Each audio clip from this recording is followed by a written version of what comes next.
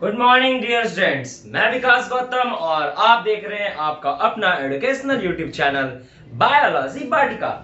आज हम लोग बेसिकली डिस्कस क्या करेंगे, जैसा कि आप हेडिंग देख रहे होंगे, आज का जो टॉपिक है वो मेंस्ट्रुअल साइकिल के बारे में है।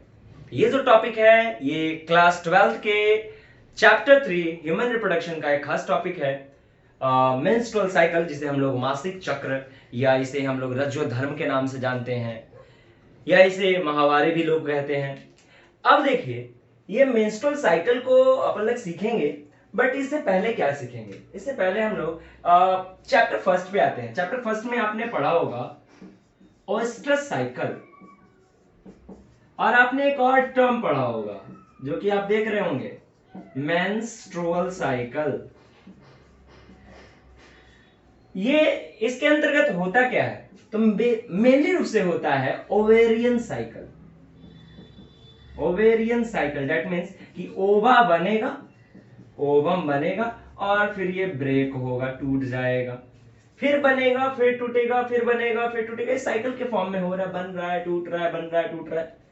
और ये अगर ओवेरियन साइकिल जो है ये किस में चल रहा है? यदि हम बोले नॉन प्राइमेट्स में, नॉन प्राइमेट में चले तो वो कहलाएगा ओएस्ट्रस साइकिल। और यदि ओवेरियन साइकिल जो है प्राइमेट्स में चलते हैं, primates that means ape, human, monkey, इन तीनों में यदि ओवेरियन साइकिल चल रहा है देन उसे हम लोग क्या कहेंगे? मेंस्ट्रुअल साइकिल कहेंगे। तो ये मेंस्ट्रुअल साइकिल को हम लोग देखें, दैट मींस कि हम लोग क्या कह सकते हैं? यहां पर देखिए, हम लोग कह सकते हैं कि ये जो है स्पेशल फीचर है। किसका फीचर है? Of primate mammals. ये प्राइमेट मैमल्स का स्पेसिफिक फीचर कह सकते हैं, बेसिक फीचर कह सकते हैं। और ये जो है साइकिल, ये अगर इसका ड्यूरेशन की बात करें, ड्यूरेशन, इसका ड्यूरेशन होता है 28 डेज। ये 28 दिनों का साइकिल है, लेकिन आप एग्जैक्ट 28 डेज बहुत ही रेयर केस में देखने को मिलता है, इसलिए इसे हम एवरेज में लिख सकते हैं 22 टू 32 डेज अप्रॉक्स। मतलब एक एवरेज रहेगा कि इतने से इतने के बीच में ये साइकिल चलेगा, क्योंकि बहुत सारे वेरिएबल, ये नंबर जो है ये डाटा वेरिएबल है। इसके अलावा हम बात करेंगे कि ये जो टर्म है मेंस्ट्रुअल साइकिल, ये मेंस्ट्रुअल साइकिल क्यों टर्म दिया गया? तो एक खास 1 मंथ को हम लोग मेंसेम कहते हैं, और इसी मेंसेम से टर्म दिया गया मेंस्ट्रुअल। और ये साइकिलिंग चलता है, माने कि जो प्रोसेस हुआ वो फिर से दोबारा रिपीट होगा। तो रिपीट होगा, कितने दिन में रिपीट हो रहा है? अप्रॉक्स 1 मंथ में, यानी 28 डेज में। तो इसीलिए इस साइकिल को अपन लोग क्या कहते हैं? मेंस्ट्रुअल साइकिल कहते हैं। ठीक है, अब ये मेंस्ट्रुअल साइकिल में देखेंगे, कोई भी फीमेल के लाइफ में कुछ स्टेजेस आते हैं। जैसे पहला जो आता है उसे हम लोग कहते हैं प्री रिप्रोडक्टिव फेज। उसके बाद आता है आपका रिप्रोडक्टिव फेज, और फिर आता है पोस्ट रिप्रोडक्टिव फेज। ठीक है, प्री रिप्रोडक्टिव फेज कहने का मतलब वैसा फेज जिसमें उसमें रिप्रोडक्शन करने की कैपेसिटी जो है, कैपेबिलिटी नहीं है, यानी ये जो है कह सकते हैं पुबर्टी के पहले का स्टेज।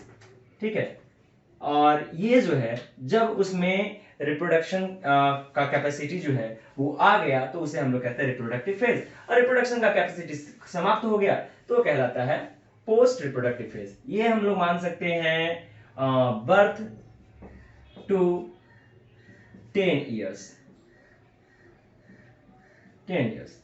ये मान सकते हैं 11th ईयर या 11 ईयर से कितना मान सकते हैं? तो 50 मान सकते हैं, अप्रॉक्स 50 इयर्स तक। और ये 50 ईयर के बाद से लेकर के डेथ तक का जो स्टेज होगा वो कहलाएगा पोस्ट रिप्रोडक्टिव फेज। ये जो मेंस्ट्रुअल साइकिल है, ये मेंस्ट्रुअल साइकिल का प्रोसेस इसी स्टेज में होता है, यानी रिप्रोडक्टिव स्टेज में होता है मेंस्ट्रुअल साइकिल। अब इसमें हम लोग दो चीज जानेंगे। ये जो साइकिलिंग है, ये साइकिलिंग कह सकते हैं ये प्रिपरेशन है, ये प्रिपरेशन है किस चीज का, ताकि फीमेल में फर्टिलाइजेशन हो सके, ताकि फीमेल में प्रेगनेंसी हो सके, प्रेगनेंसी हो सके, फर्टिलाइजेशन हो सके, उसके उसकी एक तैयारी है ये साइकिल। जैसे कि अगर ये साइकिलिंग नहीं होगा तो फीमेल में ओवम नहीं बनेगा, और ओवम नहीं बनेगा तो फर्टिलाइजेशन नहीं होगा, फर्टिलाइजेशन नहीं होगा तो प्रेगनेंसी नहीं होगा। तो ये फर्टिलाइजेशन और प्रेगनेंसी की एक कह सकते तैयारी है जो कि फीमेल में चल रही है, और ये कंटिन्यू तैयार हुआ। स्पर्म आया तो फर्टिलाइजेशन होगा, नहीं आया तो फिर जो है वो ओवम जो है ब्रेक हो जाएगा, फिर नए सिरे से फिर तैयारी स्टार्ट होगा। अब देखिए, किसी भी फीमेल में फर्स्ट टाइम जिंदगी में पहली बार जो मेंस्ट्रुअल साइकिल जो स्टार्ट होती है तो वो कब होती है? पुबर्टी के टाइम होती है, यौवनारंभ, यानी अप्रॉक्स 11 वर्ष की उम्र में। और जो फर्स्ट मेंस्ट्रुअल साइकिल होता है, फर्स्ट मेंस्ट्रुअल साइकिल, उसे हम लोग कहते हैं मेनार्की। फर्स्ट मेंस्ट्रुअल साइकिल को मेनार्की कहते हैं। उसके बाद फीमेल में कुछ ऐसा समय है जिसमें वो उसमें मेंस्ट्रुअल साइकिल टेम्पररी रूप से रुक जाता है। तो कब कब रुक सकता है? सबसे पहला, जब वो लेडी प्रेग्नेंट होंगी, यानी प्रेगनेंसी के टाइम में, प्रेगनेंसी पीरियड में ये जो है सस्पेंडेड रहेगा, यानी टेम्पररी सस्पेंडेड, मतलब कुछ समय के लिए स्टॉप रहेगा, टेम्पररी स्टॉप। और भी एक टाइमिंग है लैक्टेशन। लैक्टेशन यानी बर्थ के बाद कुछ महीने तक, लगभग 6 मंथ तक माँ अपने बच्चे को दूध पिलाती है, तो उस दौरान भी, लैक्टेशन पीरियड में भी ये जो है टेम्पररी क्या रहेगा? सस्पेंडेड रहेगा। और फाइनली देखे तो एक ऐसा समय आएगा जब मेंस्ट्रुअल साइकिल उस फीमेल में स्टॉप हो जाएगा, उस फीमेल में मेंस्ट्रुअल साइकिल बिल्कुल पूर्ण रूप से बंद हो जाएगा, यानी उसके बाद वो जो समय है, उस समय के बाद वो फीमेल अपने जिंदगी में कभी भी अपने चाइल्ड को बर्थ नहीं कर सकते, अपने बच्चे को प्रोड्यूस नहीं कर सकते। देन वो कहलाता है आपका, जिसे हम लोग कहते हैं परमानेंट स्टॉप जो होगा। तो परमानेंट स्टॉप कब होगा? तो कह सकते हैं अप्रॉक्स 45 टू 50 ईयर्स, 45 से 50 वर्ष की उम्र में परमानेंटली मेंस्ट्रुअल साइकिल रुक जाता है, और इस रुकने के स्टेज को कहते हैं, यानी लास्ट जो मेंस्ट्रुअल साइकिल जो है, लास्ट मेंस्ट्रुअल साइकिल, इसे हम लोग कहते हैं मेनोपॉज। मेनोपॉज। तो हम लोग देखिए, फर्स्ट मेंस्ट्रुअल साइकिल को मेनार्की बोले, लास्ट मेंस्ट्रुअल साइकिल को मेनोपॉज बोले। कभी कभी सवाल देखिए क्या पूछता है, सवाल आपका ये रहता है कि कोई भी फीमेल अपने लाइफ कह सकते हैं रिप्रोडक्टिव फेज में कितने ओवा को प्रोड्यूस कर सकती है। तो देखिए, 1 मंथ में हम लोग जानते हैं, 1 मंथ में एक साइकिल चला, और एक साइकिल चला तो कितना ओवा प्रोड्यूस होगा? 1 ओवा। 1 मंथ में 1 ओवा प्रोड्यूस हो रहा है, तो अपने पूरे रिप्रोडक्टिव फेज में कितना ओवा प्रोड्यूस कर सकती है? तो इसे हम लोग कैलकुलेट कर सकते हैं। देखिए, स्टार्ट कब हुआ भैया? फर्स्ट मेंस्ट्रुअल साइकिल कब आया? पुबर्टी, यानी 11th, 11 वर्ष की उम्र में यह स्टार्ट हो गया। और खत्म कब हुआ? 45 से 50, मैक्सिमम अपन लोग ले लेते हैं 50, यानी इतने वर्ष तक ओवम का प्रोडक्शन होते रहा। अब इसे हम लोग माइनस कर लिए, कितना आएगा? अप्रॉक्स देखिए, ये लग रहा है 39 आएगा, कैलकुलेट कीजिए। अब ये 39 ईयर्स है, 39 ईयर्स तक ओवा प्रोड्यूस कर रही है।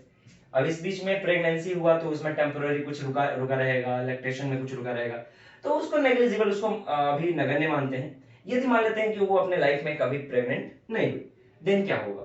तो 39 इंटू एक साल में कितना महीना? 12, कैलकुलेट कर लेंगे, कितना हो जाएगा? 9 दूना का 9 दूना का 9 दूनी 18 की 8, फिर कितना हो जाएगा? फिर आपका ये 3 दूना के 6 और एक 7, और फिर आपका 3 9 कैलकुलेट करेंगे 39 8 9 1 10 6 और इधर 4, यानी 468। इसको हम मान सकते हैं 450 अप्रॉक्स। तो लगभग लगभग कोई भी फीमेल जो है अपने रिप्रोडक्टिव फेज में 450 ओवा को प्रोड्यूस कर सकती है। तो ये हम लोग डाटा देखें। इसके अलावा मेंस्ट्रुअल साइकिल में कैसे कौन कौन से स्टेजेस आते हैं, किस तरीके से चेंजेस आते हैं फीमेल बॉडी में, पहले मैं चाहूंगा कि आप इतना जो है इस बात को आप स्क्रीनशॉट ले लें, उसके बाद में लिख। तो अभी हम लोग मेंस्ट्रुअल साइकिल के बेसिक्स को देखें। अब मेंस्ट्रुअल साइकिल में क्या क्या चेंजेस आते हैं, इन चेंजेस को हम लोग देखेंगे। देखिए, सबसे पहला चीज, ये मेंस्ट्रुअल साइकिल कितने दिन का हो रहा है, तो अभी अभी आपने जाना कितने दिन का होता है भैया? 28 डेज, 28 दिनों का होता है। तो एक हम यहाँ पर साइकिलिंग दिखाने का काम करेंगे। साइकिल मानते हैं ये साइकिल है, ठीक है। अब यहां से दिखाने का काम करेंगे। ये आपका हो गया फर्स्ट डेज 1 2 3 4 5 6 7 8 9 10 11 12 13 14 15 16 17 20 21 22 23 24 25 26 27 और ये 28। इस तरीके का हम साइकिल दिखाने का काम करेंगे। देखिए, ये टाइमिंग, आपको टाइमिंग के अकॉर्डिंग क्या क्या चेंजेस आ रहा है उसके बारे में हम बता रहे हैं। तो देखिए, हम डे 1 से लेते हैं, डे 1 टू डे 5। इस स्टेज को हम लोग कहते हैं मेंस्ट्रुअल फेज। मेंस्ट्रुअल फेज, या इसी को हम लोग कहेंगे सिक्रीशन फेज।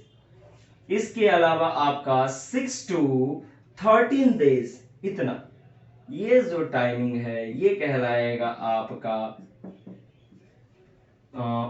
फॉलिकुलर फेज, या इसी को हम लोग कहते हैं प्रोलिफरेट फेज, या कह सकते हैं प्री ओव्यूलेटरी फेज। पहले फेज का नाम हम लोग देख लेंगे, उसके बाद इस फेज में क्या होता है वो हम लोग जानेंगे। एग्जैक्ट जो आपका 14 डेज जो दिख रहा है, इसे हम लोग कहते हैं ओव्यूलेटरी फेज या ओवुलेशन पीरियड कहेंगे। और बाकी जो इधर का आपका टाइमिंग दिख रहा है 15 टू 28, इसे कहते हैं हम लोग पोस्ट ओव्यूलेटरी फेज, या इसी का दूसरा नाम है ल्यूटल फेज। तो कुल मिला के हम लोग क्या देखें, मेंस्ट्रुअल साइकिल कितने फेज में कंप्लीट हो रहा है? 4 फेजेस में कंप्लीट हो रहा है। Menstrual phase, follicular phase, ovulatory phase and luteal phase. 4 phases हैं, जिन 4 फेजेस में ये मेंस्ट्रुअल साइकिल कंप्लीट हो रहा है। अब इस मेंस्ट्रुअल साइकिल में होता क्या है, देखिए। अब इस मेंस्ट्रुअल साइकिल को हम लोग बहुत अच्छे, ये 28 डेज का साइकिल है, बहुत आराम से हम लोग इस साइकिल को समझेंगे। देखिए, यहां पर मैं दिखाने का काम करूंगा। ये जो है एक ग्राफ की मदद से, जो कि आपके एनसीईआरटी बुक में भी मिल जाएगा ग्राफ, आप इस ग्राफ की मदद से आप सीख सकते हैं।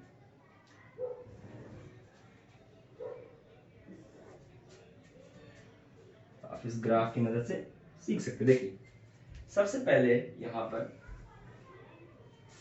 ये लेंगे, ये आपका यूट्रस वॉल है, ठीक है। उसके अलावा सेकंड जो हम बॉक्स लेंगे, ये आपका ओवेरियन हार्मोन कह सकते हैं, ये हार्मोन के लिए है। फिर उसके बाद जो है हम लोग लेंगे ओवेरियन चेंजेस, क्या चेंजेस आ रहा है। और लास्ट हम लोग लेंगे पिट्यूटरी पिट्यूटरी, पिट्यूटरी के थ्रू क्या हो रहा है चेंजेस, ये 4 चीजों को हम लोग देखेंगे। देखिए यहां हम लोग डे लिखते हैं, day first, second, third, fourth, थोड़ा सा और बड़ा कर देते हैं, 1 2 3 4 और यहाँ 5, ठीक है। उसके बाद यहाँ आपका 5 टू लेकर के कितना रहेगा, 5 टू लेकर के 13, फिर एग्जैक्टली हम एक डे लेंगे जिसे हम लोग 14th डेज कहेंगे, और फिर 14th के बाद फिर बाकी इधर का आपका हो जाएगा, यानी 15th टू 28। अब देखिए इसमें होता क्या है, ओवरी का जो एंडोमेट्रियम है वो एंडोमेट्रियम वॉल इस स्टेज में, पहला स्टेज जो है ये कौन सा स्टेज है, मेंस्ट्रुएशन का स्टेज है, मेंस्ट्रुअल सिक्रेशन का मेंस्ट्रुएशन फेज चल रहा है। इस मेंस्ट्रुएशन फेज को हम लोग ब्लीडिंग फेज भी कहते हैं क्योंकि इसमें ब्लड का लॉसेस होते हैं। इस फेज में जो यूट्रस वॉल है वो यूट्रस वॉल डिक्रीज होता है, बिल्कुल ऐसा। देखिए यूट्रस वॉल की जो मोटाई है वो घटते जाएगी, ये यूट्रस वॉल की मोटाई जो है वो घटते जाएगी, यहाँ का सेल डिजेनरेट होता जाएगा। साथ ही साथ हम यदि ओवेरियन हार्मोन की बात करें तो यहाँ पर ओवेरियन हार्मोन के फॉर्म में दोनों एस्ट्रोजन और प्रोजेस्टेरोन दोनों नॉर्मल ही रहते हैं, कोई ज्यादा चेंजेस नहीं मिलेगा। 2 हार्मोन है ओवरी से निकलने वाला, एस्ट्रोजन और प्रोजेस्टेरोन। बाकी ओवेरियन चेंजेस की बात करें तो अभी तक यहाँ पर ओवरी में कोई खास चेंजेस नहीं आएगा। उसके बाद पिट्यूटरी की बात करें तो पिट्यूटरी से एक हार्मोन थोड़ा हल्का बढ़ता हुआ नजर आएगा, हल्का, जो कि आपका कहलाएगा FSH, फॉलिकल स्टिमुलेटिंग हार्मोन, और यही साथ में यहाँ पर आपका ल्यूटेनाइजिंग हार्मोन जो कि नॉर्मल रहेगा। अब ये आपका LH है, ये नॉर्मल है। अब जैसे ही 5th टू 13 डेज में आता है तब क्या होता है कि पिट्यूटरी से FSH का लेवल और इंक्रीज होता जाता है, पिट्यूटरी से FSH का लेवल और इंक्रीज होता जाता है। और आपको पता होगा फॉलिकल स्टिमुलेटिंग हार्मोन FSH का काम क्या रहता है, FSH का काम रहता है ओवरी में जो फॉलिकल है उनके उन फॉलिकल को डेवलप करना। दैट मींस कि जैसे ही FSH निकलेगा तो किस पे एक्ट करेगा, ओवरी पे, ओवरी पे एक्ट करेगा तो क्या होगा कि देखिए आप पढ़े होंगे, ये प्राइमरी oocyte है जिसके बाहर आपका फॉलिकल, ये कहलाता है प्राइमरी फॉलिकल। जैसे ही FSH आया तो प्राइमरी फॉलिकल किसमें चेंज हो जाएगा भैया, तो प्राइमरी फॉलिकल थोड़ा लार्ज हो जाएगा, बड़ा हो जाएगा। याद कीजिए पुराने लेक्चर में आप लोग oogenesis पढ़े थे, प्राइमरी फॉलिकल किसमें चेंज हुआ, सेकेंडरी फॉलिकल, सेकेंडरी फॉलिकल और डेवलप होगा, किसमें चेंज होगा, बोलो बोलो बोलो, किसमें चेंज होगा, तो ये चेंज हो जाएगा आपका टर्सरी फॉलिकल में। किसमें चेंज हो जाएगा, टर्सरी फॉलिकल। साथ ही साथ आपको पता है ना ये जो टर्सरी फॉलिकल का एक खास अपना कैरेक्टरिस्टिक्स है जिसे हम लोग कहते हैं एंट्रम, यानी फ्लूइड का कैविटी बन जाएगा।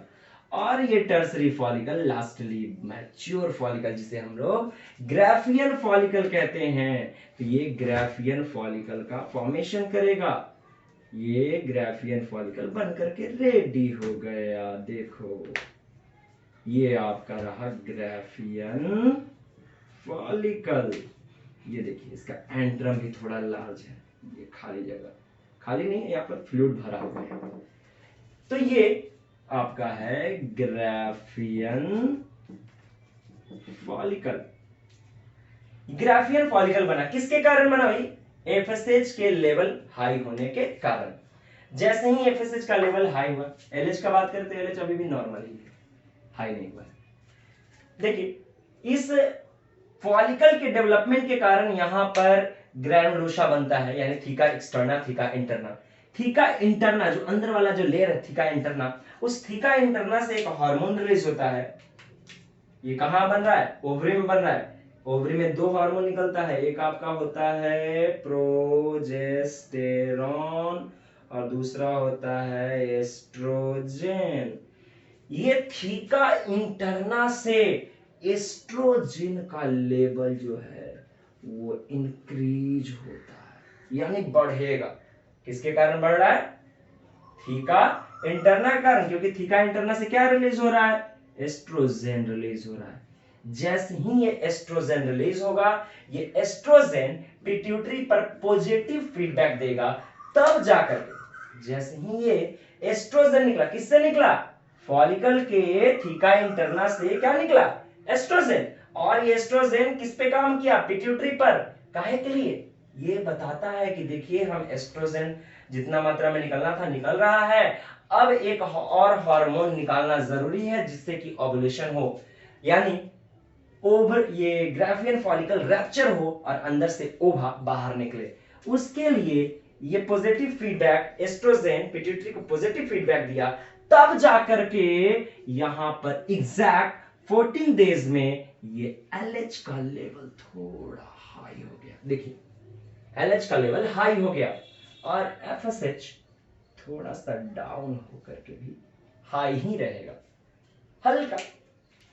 अब उसके बाद देखेंगे, जैसे ही ये एलएच का ये मैक्सिमम, ये पीक पॉइंट कह सकते हैं, मैक्सिमम ये लेवल है एलएच का, ये कहलाएगा आपका एलएच सर्ज। इसे हम लोग एलएच सर्ज कहते हैं, यानी एलएच का लेवल जो है सबसे हाई हो गया, वो हाई लेवल क्या कहलाता है भैया? एलएच सर्ज कहलाता है। और इसी एलएच के कारण आपको पता होना चाहिए, यही जो एलएच है, इसी ल्यूटेनाइजिंग हार्मोन के कारण ये ग्राफियन फॉलिकल रैप्चर हो जाता है। और ये देखिए, ये ग्राफियन फॉलिकल जो है आपका रैप्चर हुआ, फट गया। अब बताइए, ग्राफियन फॉलिकल फटेगा तो अंदर से क्या बाहर निकलेगा? बोलिए, क्या बाहर निकलेगा? बाहर निकलेगा यहां से ये वाला स्ट्रक्चर। कौन? ओवा। और आपको पता है, ओवरी से ओवा बाहर रिलीज होता है, ओवरी से ओवा बाहर रिलीज होता है, उसे हम लोग ओवुलेशन कहते हैं। और ये एग्जैक्टली कब हुआ? कब हुआ? कब हुआ? 14 डेज पे हुआ। तो इसी स्टेज को हम लोग ओव्यूलेटरी स्टेज या ओव्यूलेटरी फेज कहते हैं, ठीक है। और ये किसके कारण हुआ?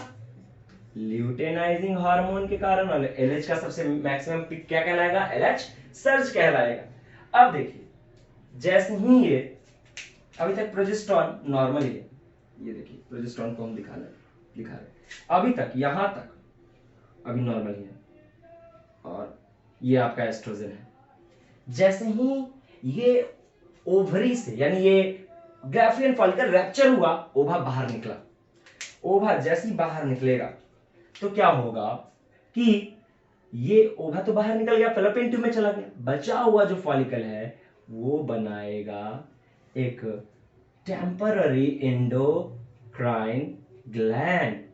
टेम्पररी एंडोक्राइन ग्लैंड बनाएगा। टेम्पररी एंडोक्राइन ग्लैंड बनाया। ये टेम्पररी एंडोक्राइन ग्लैंड जो है ये कहलाता है कॉर्पस ल्यूटियम। ये क्या कहलाता है? Corpus luteum. कॉर्पस ल्यूटियम बनाया, इसीलिए ये 15 to 28 डेज के स्टेज को हम लोग कहते हैं ल्यूटल स्टेज या ल्यूटल फेज, या इसको हम लोग क्या कहते हैं? Post ovulatory. क्यों?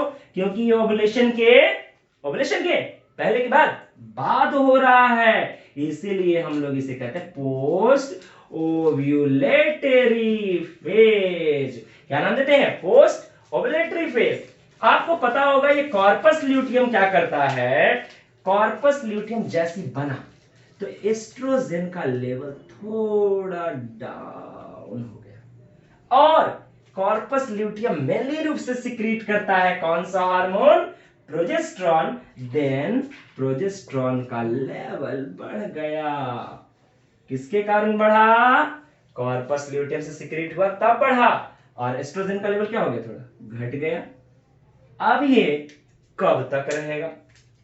कब तक रहेगा? ये तब तक रहेगा जब तक कि कोई फीमेल प्रेग्नेंट ना हो जाए। अगर प्रेग्नेंट हो गई, प्रेगनेंसी यदि हो गया तो कॉर्पस ल्यूटियम बचा रहेगा, प्रोजेस्टेरॉन का लेवल हाई रहेगा, एस्ट्रोजन का लेवल लो रहेगा। और एस्ट्रोजन का लेवल लो रहेगा, देन आपका एफएसएच का लेवल भी, आपका ऊपर वाला ये एफएसएच है, ये एफएसएच का लेवल भी लो हो जाएगा और ये एलएच का लेवल भी आपका लो हो जाएगा। किसके कारण? आपका एस्ट्रोजन डाउन हुआ और प्रोजेस्टेरोन हाई हुआ, जिसके कारण ये पिट्यूटरी पर नेगेटिव फीडबैक आया और नेगेटिव फीडबैक के कारण ये दोनों हार्मोन का लेवल डाउन हो गया। अब यहां पर देखिए, ये बताया कि कब तक रहेगा हाई? जब तक प्रेगनेंसी रहेगा। लेकिन यदि लेडी प्रेग्नेंट नहीं होती है, प्रेगनेंसी नहीं होता है तो ये कॉर्पस ल्यूटियम एक एलोइस स्पॉट में बदल जाता है, जिसे हम लोग कहते हैं कॉर्पस एल्बिकेंस। क्या नाम देते हैं? Corpus albicans. लास्ट में 28 डेज, यानी यहां पर हम बना रहे हैं, देखिए यहां पर एक डॉटेड स्पॉट ये बना, जिसे हम लोग कहेंगे कॉर्पस एल्बिकेंस। क्या नाम दिए? कॉर्पस एल्बिकेंस नाम दिए। जैसे ही कॉर्पस एल्बिकेंस बनेगा, आपका प्रोजेस्टेरोन का लेवल घट जाएगा, एस्ट्रोजन का भी लेवल आपका जो डाउन गया है ये डाउन ही रहेगा। ठीक है, इस तरीके से। ये तो हम लोग हार्मोनल का बात किए और ओवेरियन साइकिल। साथ ही साथ एक और चीज छूट रहा है, देखिए तो यहां पर देख पाएंगे एक और चीज छूट रहा है, ये यूट्रस बॉल है। इस बॉल के बारे में थोड़ा कहानी जानते हैं, दोनों को कंपेयर करके। जैसे ही ये 5 डेज मेंस्ट्रुएशन चला, 1 to 5 डेज, इस 1 to 5 डेज में 1 to 2 डेज जो है ये पिक पर सिक्रेशन होता है, यानी इसमें ब्लीडिंग जो है हाई होता है। कुल मिलाकर के मेंस्ट्रुअल फेज में 60 ml टू 80 ml ब्लड, साथ ही साथ इसके ऊपर जो म्यूकस है वो म्यूकस, फिर जो ओवा बना है वो ओवा, जो ओवा टूटा है वो टूटा हुआ ओवा, वो सारा चीज बाहर निकलेगा। कब? 1 to 5 डेज। 5 डेज ये तो सीक्रेट हो गया। सिक्रेशन के बाद जैसे ही एफएसएच का लेवल हाई हुआ और एस्ट्रोजन का लेवल हाई हुआ, एस्ट्रोजन के कारण यहां पर हाइपरप्लेशिया होता है, हाइपरप्लेसिया, जिसके कारण नंबर ऑफ सेल बढ़ते हैं और यहां पर ये जो लेवल है ये लेवल धीरे धीरे, यानी यूट्रस का जो वॉल का जो लेवल है वो लेवल धीरे धीरे क्या होता जाएगा? बढ़ता जाएगा। ये देखिए यूट्रस का वॉल का लेवल आपका बढ़ता जाएगा। ठीक है, ये बढ़ता जाएगा, बढ़ा।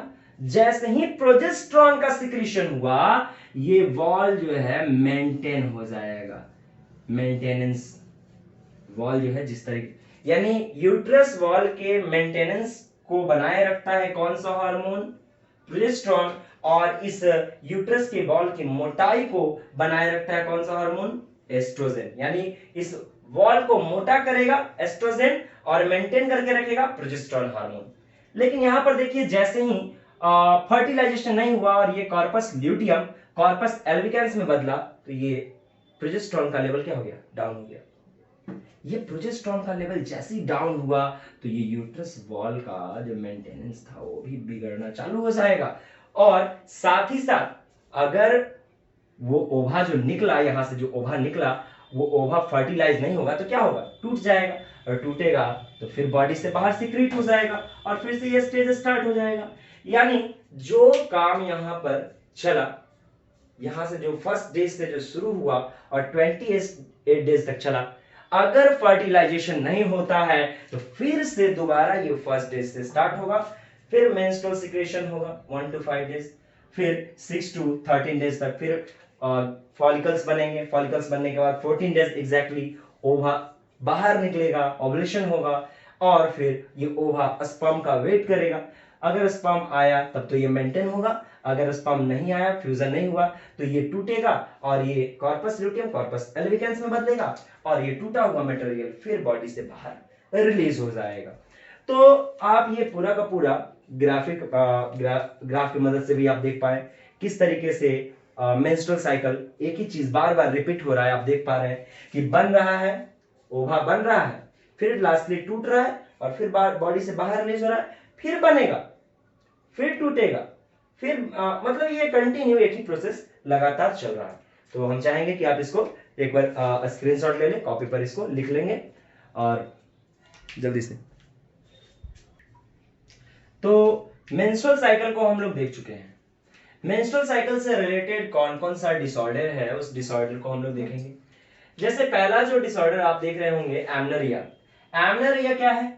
जब किसी फीमेल में मेंस्ट्रुअल साइकिल जो है वो अब्सेंस होगा तो उसे अब्सेंस टर्म को हम लोग एमनोरिया कहेंगे। यानी किसी फीमेल में मेंस्ट्रुअल साइकिल नहीं हो रहा है।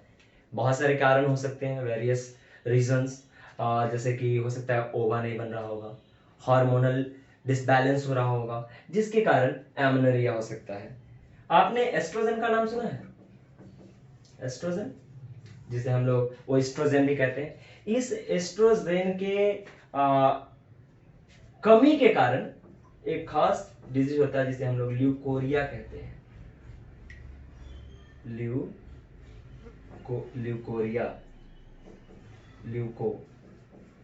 ल्यूकोरिया कहते हैं, यानी श्वेत प्रदर।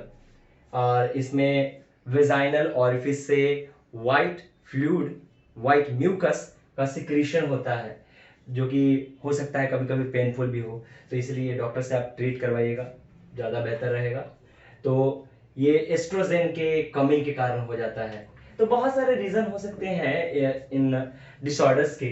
अगर menstruation occurs before the age of 8 year, 8 वर्ष से पहले ही यदि किसी फीमेल में मेंस्ट्रुअल साइकिल स्टार्ट हो जाता है, यानी मेनार्की स्टार्ट हो गया, तो उसे हम लोग कहेंगे प्रिकॉशियस पुबर्टी, यानी समय से पहले ही जवान हो जाना। फिर है आपका डिसमेनोरिया, यानी painful menstrual cycle. Menstrual cycle तो होता है लेकिन पेनफुल है, जो सिक्रीशन हो रहा है ड्यूरिंग मेंस्ट्रुएशन बहुत ज्यादा पेन होता है। तो एब्डोमेन के पास में दोनों साइड, दोनों यहाँ पर एब्डोमेन आप देख सकते हैं, ये दोनों एब्डोमेन के साइड में लेफ्ट एंड राइट बहुत ज्यादा पेन होता है। तो ये पेनफुल अगर मेंस्ट्रुअल साइकिल होता है तो उसे हम लोग किस टर्म से जानेंगे? डिसमेनोरिया। ठीक है। फिर आपका है मेनोरेगिया, अनॉर्मल मेंस्ट्रुअल ब्लड लॉस। नॉर्मली हम लोग जानते हैं ब्लड का कितना लॉस होता है? 50 to 80 ml। लेकिन कभी कभी क्या होता है कि ये बहुत ज्यादा ब्लड का लॉस हो जाता है, यानी यहाँ पे देख सकते हैं, and does not exceed 100 ml, 100 ml से ज्यादा नहीं होता है। In menorrhagia the menstrual cycle is unaltered but the duration and quantity of menstrual blood loss are increased. लेकिन इसमें टाइमिंग भी बढ़ जाएगा, ज्यादा समय तक सीक्रेट भी होगा, ब्लड लॉस भी हो रहा है, और साथ ही साथ क्वांटिटी भी ज्यादा है, यानी क्वांटिटी और ड्यूरेशन दोनों आपका बढ़ जाएगा, तो उसे हम लोग कहेंगे मेनोरेगिया। ठीक है। और लास्ट आपका जो है वो है पॉलीमेनोरिया, जिसे हम लोग ईपीमेनोरिया भी कहते हैं। इसमें क्या होता है? तो इसमें देखिए, नॉर्मली मेंस्ट्रुअल साइकिल कितने दिन का होता है? 28 डेज का होता है। लेकिन यदि 28 डेज से कम हो, 28 डेज से क्या, 21 डेज से भी यदि कम हो जाए तो उसे हम लोग कहते हैं पॉलीमेनोरिया। क्या कहते हैं? पॉलीमेनोरिया कहते हैं। यानी इसमें मेंस्ट्रुअल साइकिल का जो टाइमिंग है वो बहुत कम हो जाएगा, घट जाएगा। तो ये कुछ डिसऑर्डर्स है जो कि मेंस्ट्रुअल साइकिल से रिलेटेड है। तो उम्मीद करते हैं आपको ये पूरा का पूरा लेक्चर मेंस्ट्रुअल साइकिल का समझ में आया होगा। नेक्स्ट लेक्चर के लिए आप इंतजार करें और हमारे साथ बने रहें। जो नए व्यूअर हैं वो सब्सक्राइब कर दें। फिलहाल आज के लिए इतना ही, धन्यवाद।